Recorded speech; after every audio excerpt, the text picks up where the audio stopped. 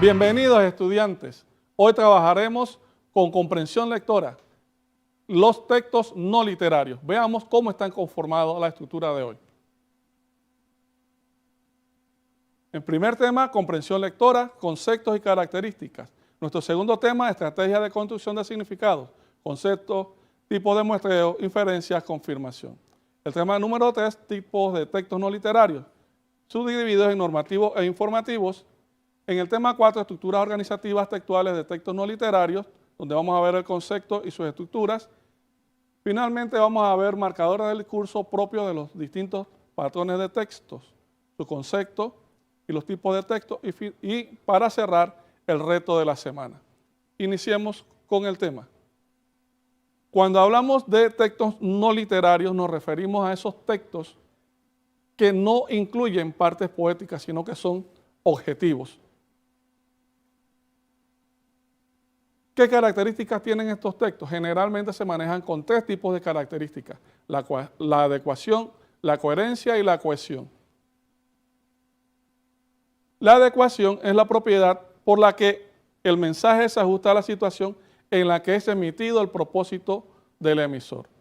O sea, debe ajustarse al contexto, a lo que está sucediendo. Esa es la adecuación. Por ejemplo, el delantero de la selección de Panamá supo sobreponerse al contrincante rompiendo las filas defensivas. Una vez situado ante el portero rival, introdujo el balón en la portería con una vaselina. Para los que no saben el significado de vaselina es un golpe que se le da al balón de forma suave pero efectiva, de manera tal que va y entra a la cancha del oponente. Veamos cuál es un texto que no es adecuado para este tipo de información. El gavilán de nuestra rojita chifió a todos y metió la pelota por arriba del portero. Este texto no es adecuado. Pongamos una situación. Imagínense que usted va al médico y el médico le habla de la siguiente forma: hey compa, no te preocupes por nada. Te opero mañana mismo con un bochinche nuevo que acaba de llegar. Tú como paciente, ¿te pondrás en manos de ese médico? Yo creo que no. Bien, continuemos. En cuanto a la coherencia, estamos hablando de la forma en que los textos están bien estructurados, de manera tal que las ideas secundarias aportan o llevan al tema principal, de manera tal que se engloba la comunicación del texto. Algunos tips para poder trabajar con el texto no literario. Al igual que cuando iniciamos con la fase de la redacción, tenemos un tema. Los temas no deben contradecirse en los enunciados que hay en él. Lo que se dice debe ser importante y oportuno. Debemos avanzar de forma ordenada y jerarquizada y no introducir elementos distintos al tema del que se está tratando. O sea, si usted está hablando de salud, no me venga a hablar de viajes, por ejemplo, etc. En cuanto a la coherencia global, es la unidad que presenta el texto, es todo el texto, todas las ideas que hay dentro del texto, principales y secundarias, se van cohesionando de forma tal que le dan sentido general al texto. Por su parte, la coherencia local habla acerca de los enunciados, cómo están relacionados unos con otros y de manera tal que van aportando, por un lado, a la coherencia local, pero en su conjunto ayudan también a la coherencia global, o sea, a la comprensión total del texto, a la información que el texto está brindando. ¿Qué es cohesión? Antes de iniciar con la discusión de este tema, veamos un video. Coherencia. Un texto es una secuencia de oraciones estructuradas que tiene como intención comunicar ideas de forma ordenada y sencilla. Una de las propiedades textuales para lograrlo es la coherencia, la cual consiste en la conexión lógica entre las oraciones. Para que un escrito sea coherente, debe tener un tema central y todas las ideas secundarias tienen que estar relacionadas con él sin contradecirse. Corrige la coherencia de tus textos utilizando alguna de estas estructuras. Mantén una secuencia cronológica indicando el orden en que ocurrieron los hechos o los años y épocas. Presenta información de manera lógica, da las causas y explica las consecuencias. Comienza con una aseveración y luego un contraste. Por ejemplo, cómo deberían ser las cosas y cómo son en realidad. O explica una idea y proporciona un ejemplo. Ahora lee este fragmento de una crónica. Pasaba de las 6 de la mañana y la primera bomba atómica caerá. Un silencio, una luz cegadora y luego una nube de polvo comenzaría a levantarse sobre la ciudad. Una sirena anunció la presencia de aviones enemigos antes. Era una mañana luminosa y hacía color, y su brevedad indicaba que el peligro no era grande. El texto no es coherente. Es necesario ajustarlo. Primero identifica la lógica en los tiempos verbales. El texto incluye los verbos pasaba, caerá y comenzaría. Los tres están en distintos tiempos, pero por ser una crónica histórica, lo adecuado es ponerlos en pasado. Después, revisa que las palabras de las oraciones digan algo lógico. La oración, era una mañana luminosa y hacía color. No tiene sentido. Probablemente sea calor. Ahora, identifica la idea principal y después ordena las oraciones secundarias.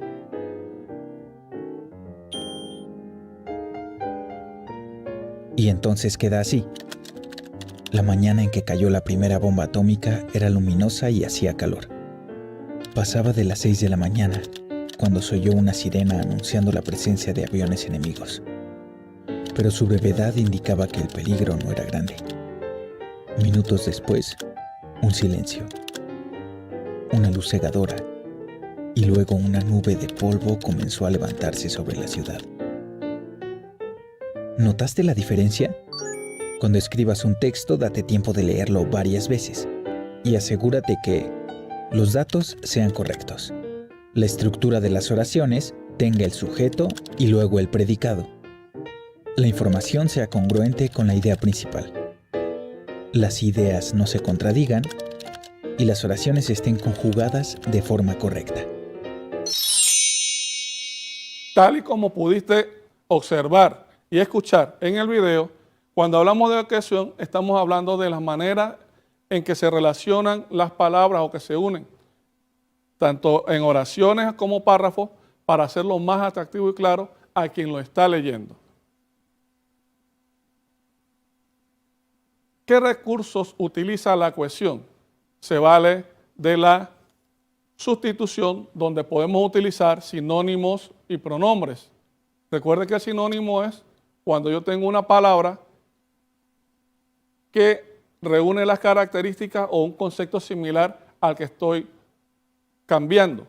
Y los pronombres me ayudan para sustituir los nombres. En el caso de la elección, estamos eliminando información innecesaria que está dentro del texto, pero que no pierde el texto su significado. También debemos utilizar los conectores de puntuación. Recuerden que los conectores nos ayudan a unir las palabras dentro de la oración y la puntuación nos ayuda a delimitar el significado del texto. Otro recurso es la repetición. Podemos repetir tanto la idea principal o palabras dentro del texto para que le dé más sentido o cohesión al texto. Y por último, usar el verbo exacto. No andar buscando verbos improvisados, sino el que corresponde a la redacción que estamos haciendo. ¿Qué mecanismos de cohesión existen? Tanto gramaticales como léxicos. En los gramaticales vamos a ver una relación endofórica y exofórica. Ya se las explico en un momento. En los gramaticales vamos a ver la referencia, los conectores y la elipsis, de la que ya hablamos. Y en los léxicos vamos a ver repeticiones, sinonimia, hiperónimos e hipónimos y la cadena semántica. Todo esto lo vamos a explicar a continuación. Cuando hablamos de una referencia endofórica, nos referimos a una remisión lingüística de una entidad o acción presente dentro del texto. O sea, que lo que estamos mencionando está dentro del texto. Por ejemplo, Isaí es un niño bueno. Aquí, Isaí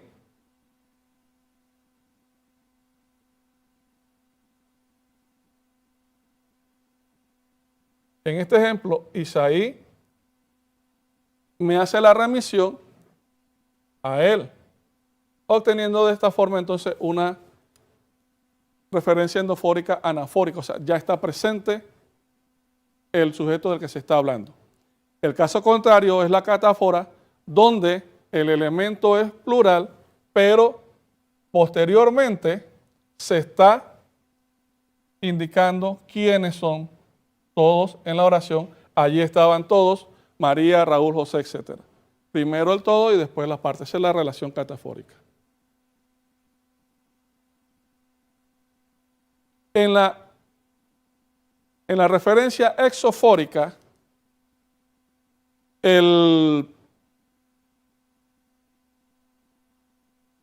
elemento al cual hacemos alusión no está presente dentro del texto, sino que está fuera de ella.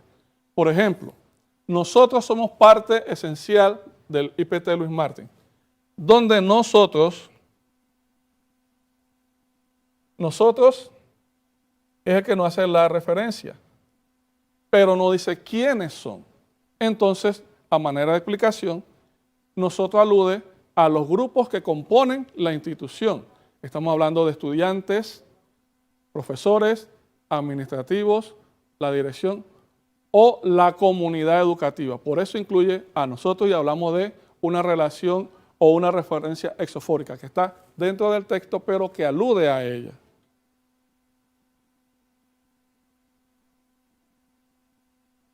En cuanto a los conectores, utilizan la función para unir palabras, frases, sintagmas o enunciados dentro de un mismo párrafo.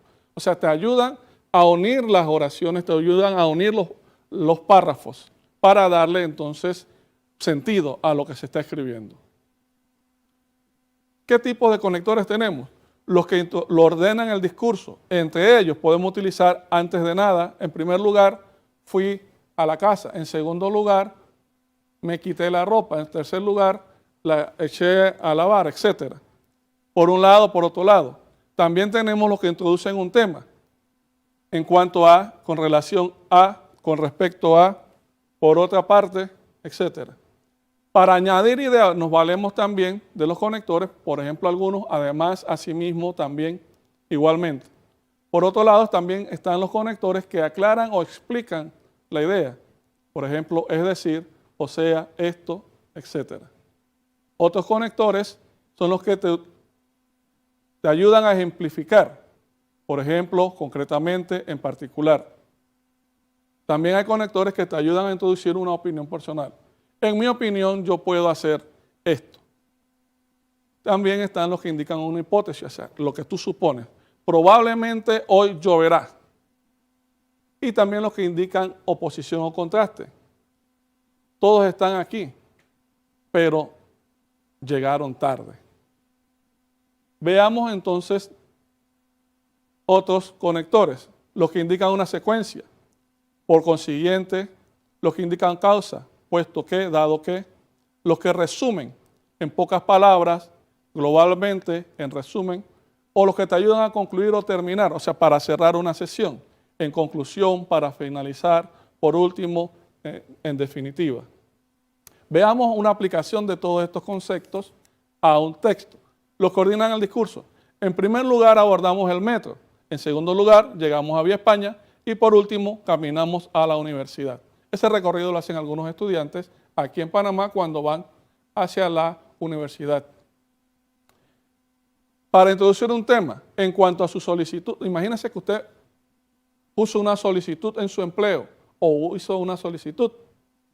En cuanto a su solicitud, le informo que fue aprobada. Por otra parte, le comunico su promoción al supervisor. O sea que no solamente se le está concediendo lo que solicitó, sino que además se le está promoviendo.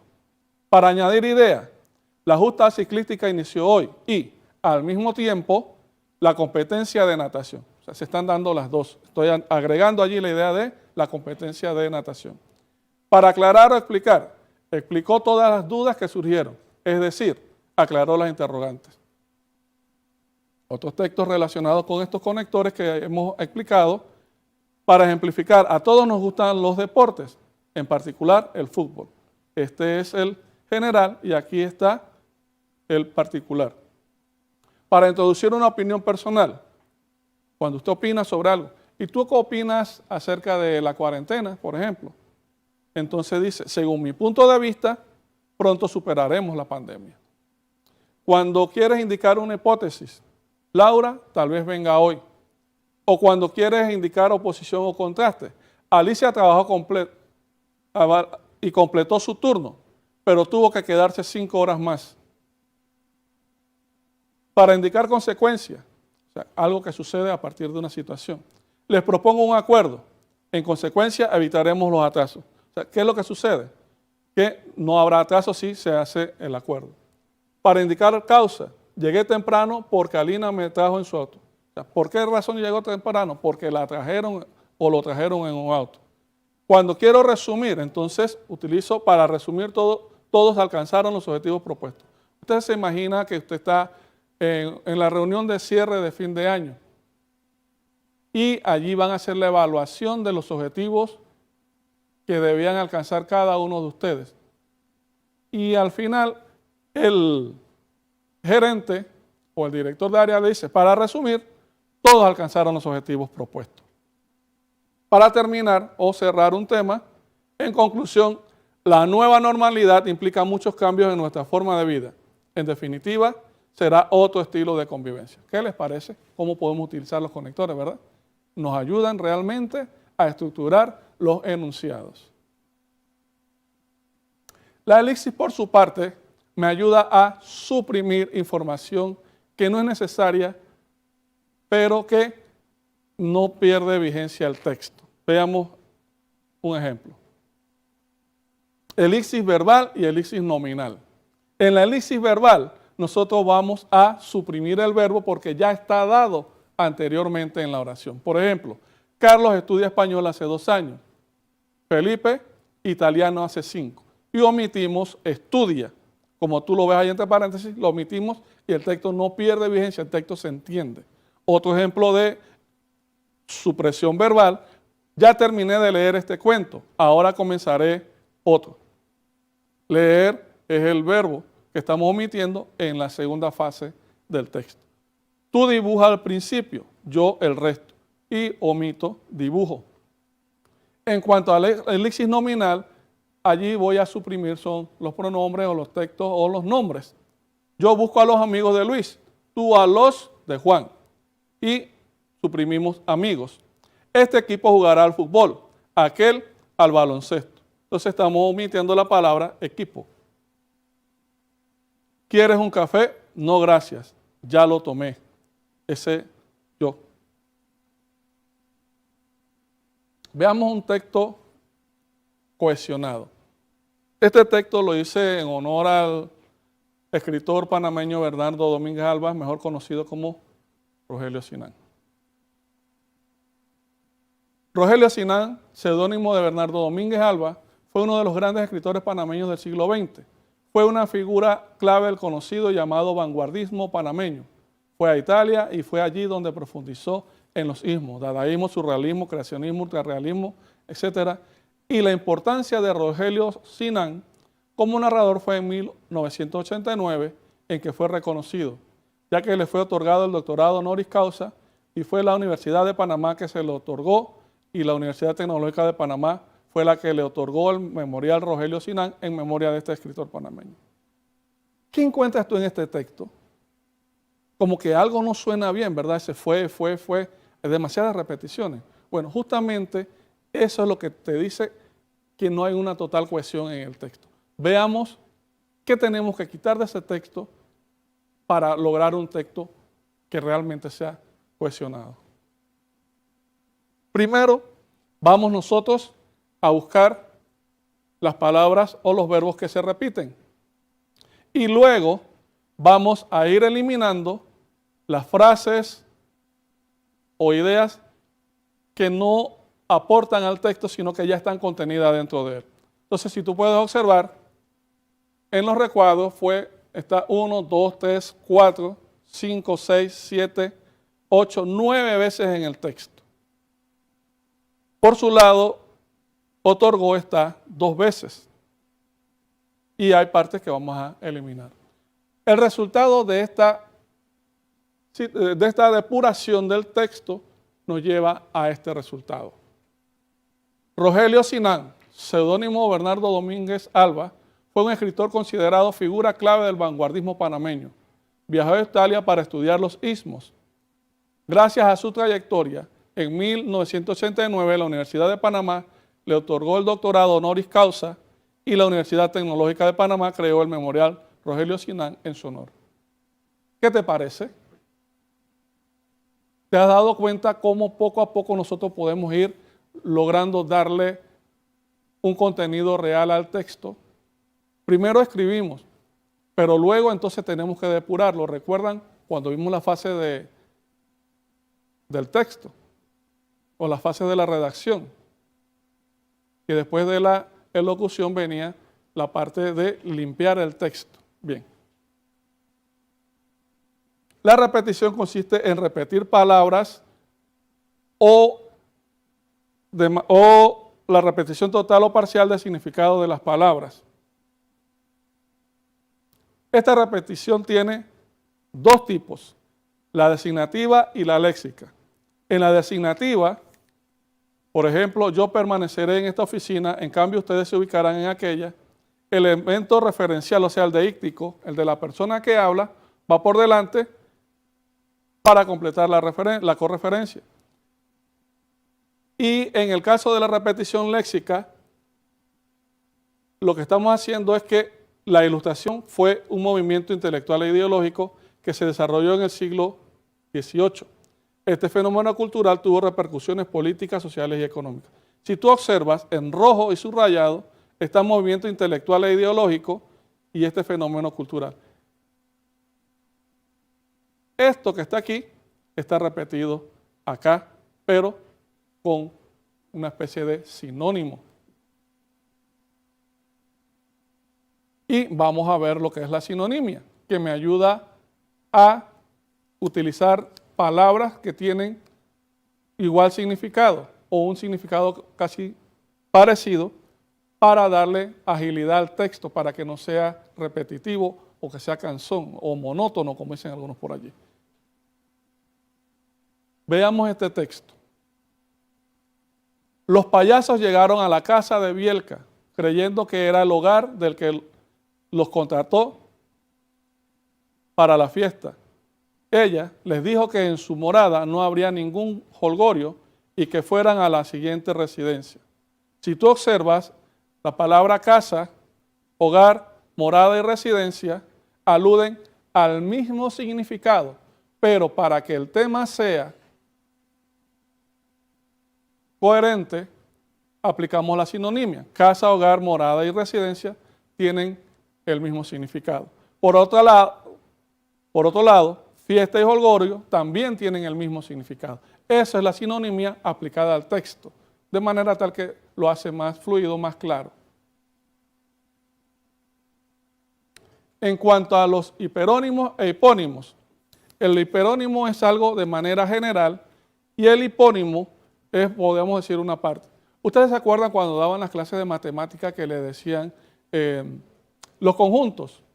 El conjunto era el todo y lo que iba dentro de los conjuntos eran las partes. Bueno, acá en español tenemos el hiperónimo, que es el total, el grupo, y el hiperónimo, o hipónimo, perdón, que es el que es las partes. Veamos algunos ejemplos.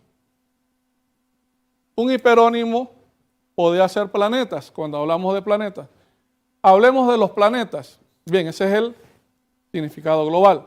Pero cuando queremos un hipónimo, o sea, una parte de eso, entonces podemos nombrar a los planetas, por ejemplo, Mercurio, Júpiter, Venus, etc. Esos son los hipónimos.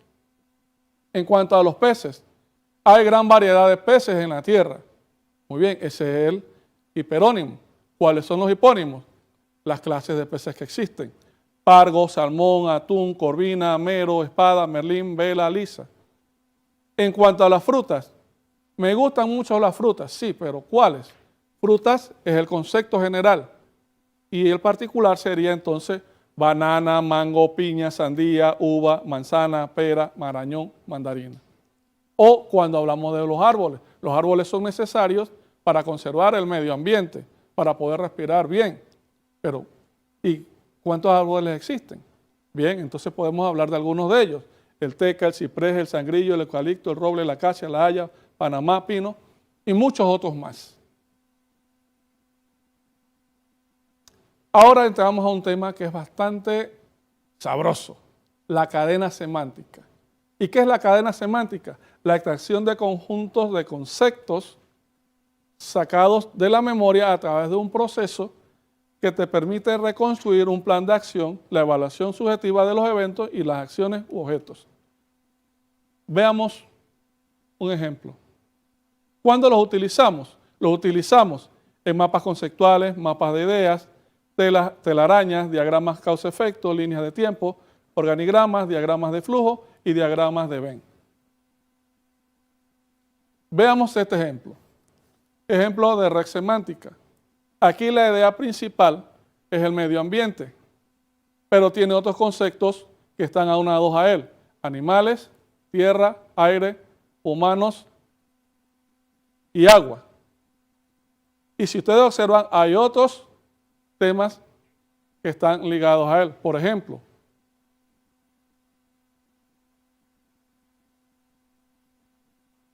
en el medio ambiente hay tierra y existen las plantas. Las plantas necesitan aire. O hablamos de, en el medio ambiente hay animales, pueden ser venados. Los venados habitan en la tierra, necesitan alimentos como las plantas. Si ustedes observan, la relación de la red semántica me permite a mí establecer distintos puntos de partida para entonces aprovechar los otros nodos que hay. Todos los unos a través de una flecha. La flecha te indica hacia dónde corre. Por ejemplo, en el medio ambiente hay animales. Una pantera es un animal que se alimenta del venado. Estos a su vez se alimentan de las plantas. ¿Te das cuenta cómo vamos a ir construyendo el texto? Todo esto lo podemos extraer de un solo texto. La idea central y los otros conceptos que hay dentro del mismo texto. Vamos a ver las estrategias de construcción del significado del texto. ¿Cómo construyo el significado de un texto?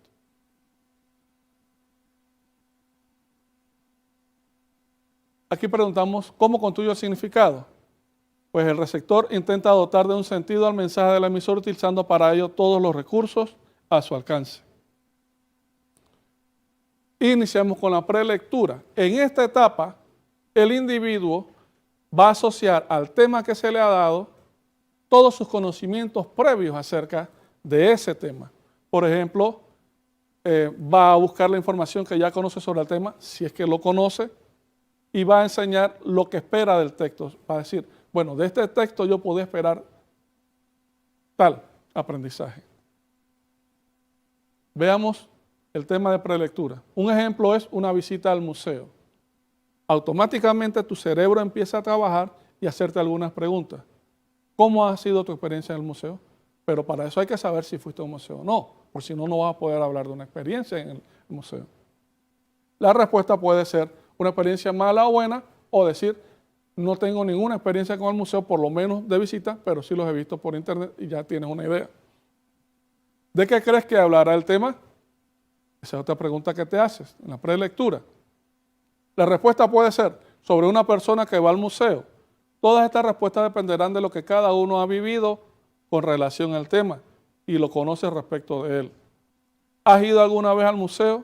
La respuesta puede ser sí o no. Todas estas preguntas me las hago antes de la lectura. O sea, ¿cómo puedo yo relacionarme con el tema? ¿Qué conozco yo? En la etapa de la lectura, entonces vamos a ver que el lector se enfrenta al texto y comienza a ver si lo señalado en las actividades, o sea, las preguntas que hice anteriormente en la prelectura están respondidas dentro del tema. O sea, ¿qué esperaba yo de la lectura? ¿Qué encuentro en la lectura? Eso es lo que vamos a ver. Entonces, comprobamos si la información está activada con los conocimientos previos.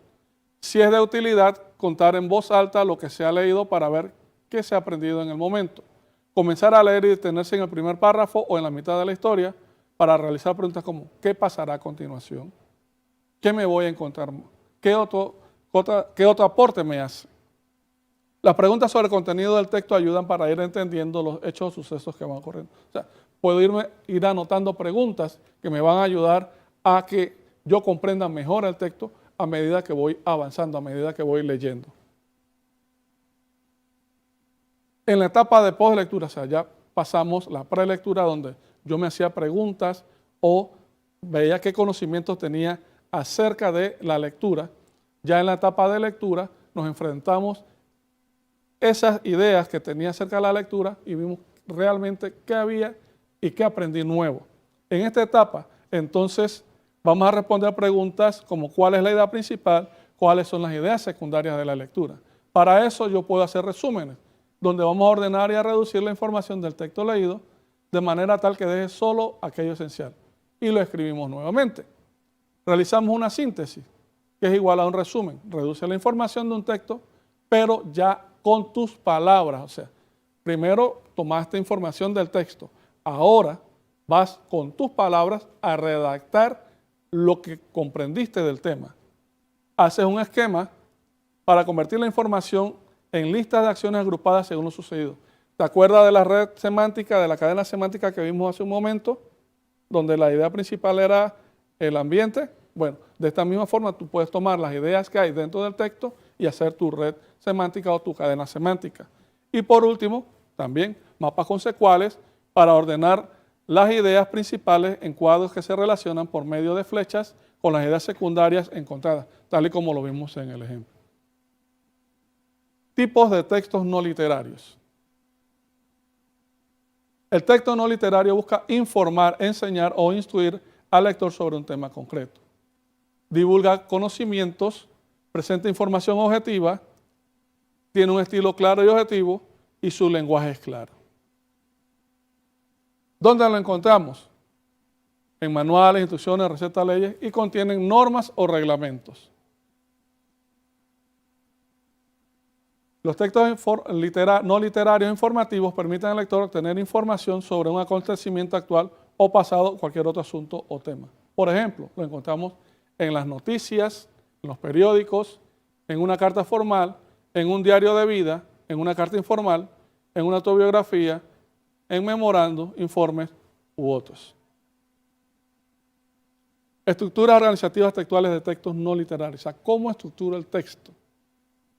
Bien, los textos literarios se caracterizan por transmitir un conocimiento o una información exentos de cualquier elemento poético o ficticio. Generalmente estamos viendo que los textos los podemos nosotros organizar de tres formas. Empecemos con el texto expositivo, el cual se caracteriza por desarrollar un tema en forma clara y objetiva y su principal función es informar. También se lo conoce como texto explicativo. Está formado por tres partes. En la primera parte, que es la introducción, se presenta el objetivo, que es el tema del cual se hablará a lo largo del texto. Hay un desarrollo donde se profundiza el contenido aportando más detalles y más datos. Y finalmente una conclusión donde se realiza un resumen de las principales ideas que quiere transmitir el lector. Estas son las tres características de cómo estructura un texto expositivo. Ejemplo, la Torre Eiffel, inicialmente nombrada Torre de 300 metros, es una estructura de hierro pudelado diseñada por el ingeniero francés Gustave Eiffel y sus colaboradores para la Exposición Universal de 1889 en París.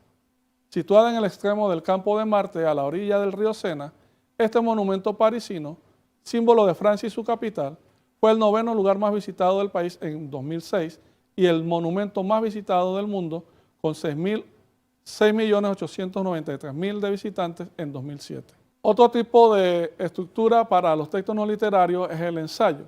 Recordemos que el ensayo es un documento en el que se desarrolla un tema específico y también hay aportes del autor. Este ensayo se divide en introducción, desarrollo y conclusión. En la introducción se expresa el objetivo y el tema, el punto de vista del autor, se plantea el problema y se habla de un tema genérico, o sea, específicamente. En el desarrollo se expone y analiza el tema, se plantean las ideas propias, o sea, del autor, se utilizan citas bibliográficas, se sostiene y profundiza la tesis propuesta, o sea, qué es lo que cree el autor de ese tema en concreto que está hablando. Y la conclusión, el autor expresa sus ideas, sugiere soluciones y propone nuevas líneas de análisis. O sea, después que el texto está hecho, él recomienda que otras líneas de investigación acerca de ese ensayo pueden ser esta o aquella. Y finalmente se profundiza en la tesis expuesta en el desarrollo. Otra estructura del texto normativo es el que me sirve para dar instrucciones. Ejemplo, tiene el objetivo presentado y las instrucciones para la realización del objetivo. En el objetivo presentado queda plasmado el título o bien señalado cómo introducir al texto. Las instrucciones para la realización del objetivo se dividen en apartados y subapartados que se apoyan de las sangrías, asteriscos, etcétera, para hacer información. Imagínense ustedes, por ejemplo, la Constitución de Panamá. Allí ella tiene un objetivo claro y está enmarcado dentro de la Constitución. Pero también hay distintos apartados que hablan sobre la vida, la economía, etcétera, trabajo y derechos de los ciudadanos. Veamos un extracto de nuestra Constitución. El Estado reconoce y garantiza el derecho de toda persona a obtener bienes y servicios de calidad, información veraz, clara y suficiente sobre las características y el contenido de los bienes y servicios que adquiere, así como a la libertad de elección y condiciones de trato equitativo y digno.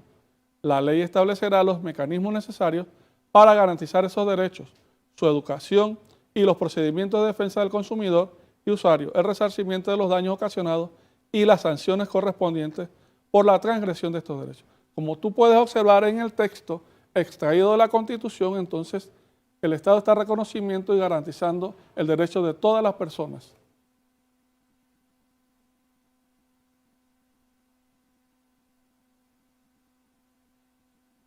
El texto científico, por su parte, por ejemplo, cuando haces una tesis, cuando haces una tesina o cuando haces una investigación y vas a rendir la información, generalmente está estructurado en estas partes.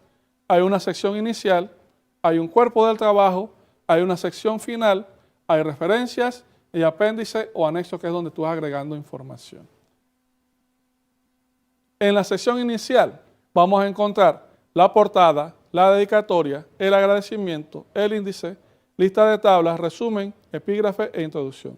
En el cuerpo del trabajo vamos a encontrar el marco teórico, o sea, cómo sustentas tú esa tesis que estás realizando. ¿Quiénes son los especialistas que hablan de este tema? Entonces, ese es tu marco teórico. La metodología, cómo desarrollaste el trabajo, el resultado que obtuviste.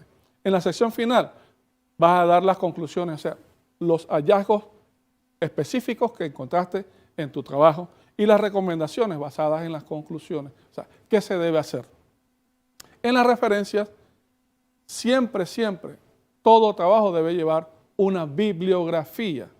Entonces, con respecto a la bibliografía, podemos hablar de distintos tipos de hacerlas. Por ejemplo, está las normas de la Asociación de Psicología Americana, está la Asociación de Lenguas Modernas y está el Instituto de Ingenieros Eléctricos y Electrónicos. Hay muchas otras formas de referenciar el texto, solamente te estoy enseñando algunas. Y en el apéndice anexo, ¿qué va a aparecer? Lista de abreviaturas, los instrumentos que utilizaste para la investigación, por ejemplo, si pusiste un cuestionario, si hiciste una entrevista, eso lo vas a colocar allí. Vas a colocar dibujos, fotos y diagramas que estén relacionados con la investigación, vas a hacer las gráficas y cuadros estadísticos y finalmente un glosario, o sea, un vocabulario con términos que tal vez el lector no va a entender y que tú vas a definir exactamente el significado que debe ser interpretado dentro del texto. Vamos a ver ahora los marcadores del curso propios de los distintos patrones del texto. Los patrones textuales son esquemas en los que se mueve el texto y le proporcionan características puntuales. En general, son tres estos de los que hablamos. Hablamos del texto informativo, que lo utilizamos para informar algo. Por ejemplo, en esto los conectores o los marcadores del discurso son, es decir, entre orden de cosas, en otras palabras, a todo esto, mejor dicho, etc. Estos son los que dentro de un texto informativo siempre vas a encontrar, esos son los estructuradores o los conectores que vas a encontrar dentro de este tipo de texto. Para el texto argumentativo, recuerda que el texto argumentativo es aquel donde tú dices por qué razón algo. Tú sustentas por qué algo. Entonces, ¿qué vas a utilizar? ¿Cuáles son los marcadores? Para comenzar, otros términos, por ejemplo, mejor dicho, por último, son algunos. En cuanto al texto descriptivo, que posee gran cantidad de adjetivos, busca describir algo en particular. ¿Qué conectores vamos a utilizar? Los conectores espaciales. A la izquierda, a la derecha, encima, fuera de, internamente, externamente. Ahora llegamos al reto de la semana, la parte que más te gusta y a tu familia también.